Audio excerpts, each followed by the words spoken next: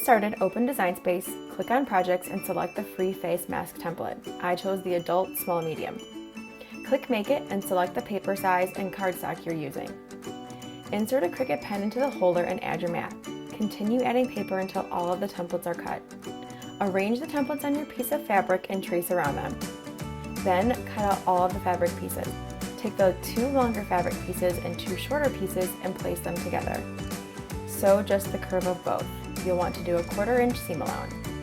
Next, snip the fabric on both sewed pieces, stopping before you get to the thread. Grab the shorter of the 2 sewed pieces.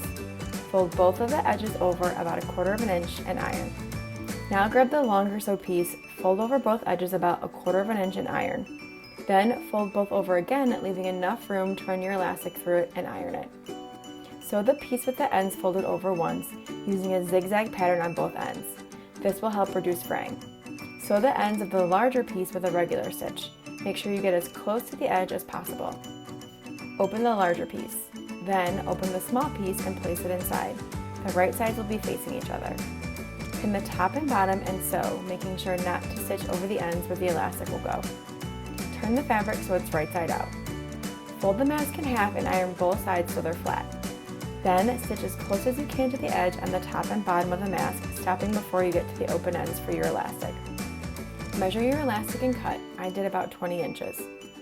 Add a safety pin to the end of the elastic and push the safety pin into the open end on the mask and push it through until it comes out the other end.